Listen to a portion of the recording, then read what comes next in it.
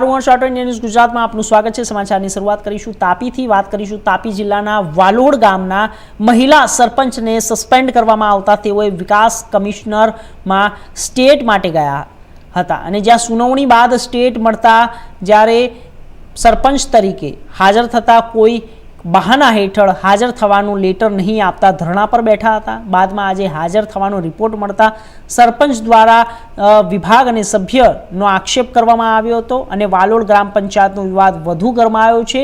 આપને જણાવી દઈએ કે હાજર થવાનું પત્ર ન મળતા સરપંચ ધરણા પર બેઠા હતા।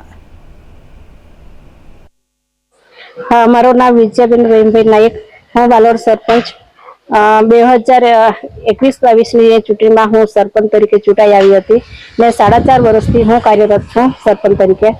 પણ અમારા ગ્રામ પંચાયતના સભ્ય છે ડેનિસાબેન ગરસિયા કરીને, એમને કૂતરાના વાવચર બાબતે ફરિયાદ કરી હતી। તે ફરિયાદના આધારે તપાસ કરી, તે તપાસમાં જવાબ આપ્યા છતાં મને કંઈક સતી જણાવી કે શું તે મને ખબર, પણ મને સસ્પેન્ડ કરવામાં આવી।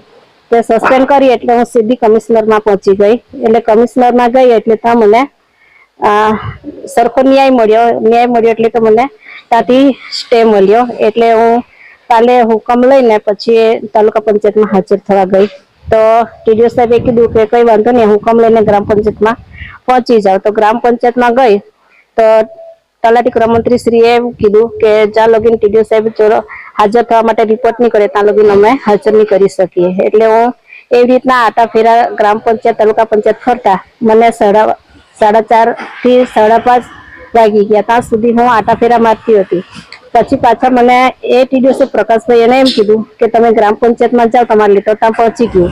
એટલે ગ્રામ પંચાયતમાં ગઈ એટલે તો લેટર પહોંચેલું હતું જ નહીં। એટલે ફરી પાછી હું તાલુકામાં જાઉં એટલે તો તાલુકા પંચાયતમાં તાળા મારીને લોકો જતા રહેલા હતા। એટલે હવે મારા પર બીજો કઈ ઉપાય હતો નહીં એવું લાગ્યું। એટલે હું ત્યાં પછી બેસી ગઈ કે હું ન્યાય લઈને જ જોવા કે મારી ઉપર કે કમિશનરનો હુકમ છે તો શું કામ એ લોકો મને આમ તેમ કરે છે। એટલે હું ત્યાં ધરણા પર બેસી ગઈ। એટલે મારા ગ્રામજનો અને મારા કોંગ્રેસ પાર્ટીના બધા સમર્થકો મને સમર્થન આપવા માટે આવ્યા। એટલે અમે આખી રાત બેઠા ને સવારના અમારા કોંગ્રેસ સમિતિના પ્રમુખ સાહેબ વૈભવ ગમિતે બી આવ્યા। એટલે તેને ટીડીઓ સાહેબ જોડે વાત કરી અને હુકમ વંચાવીને સંભળાવ્યો। તેના આધારે પછી મને હાજર કરવા માટે રિપોર્ટ લખી આપ્યો। ને બીજું કે જે ડેનિસાબેન ગરસિયા જે સભ્ય છે એને સભ્યોના હકદારના રૂએથી એને નવા ફળિયું જે ફળ્યું છે, નાનું અમથું ફળ્યું છે, 40-50 ફળિયા છે, તેમાં એક નાનું અમથું ફળ્યું છે, તેમાં એને 1 કરોડ રૂપિયાના એને કામ કરાવ્યા છે। તો બી એને અસંતોષના કારણે એને મારી હાથે આવું કરીને મને સસ્પેન્ડ કરવા માટે એને એકદમ કાવતરું ઘડ્યું એવું લાગ્યું છે।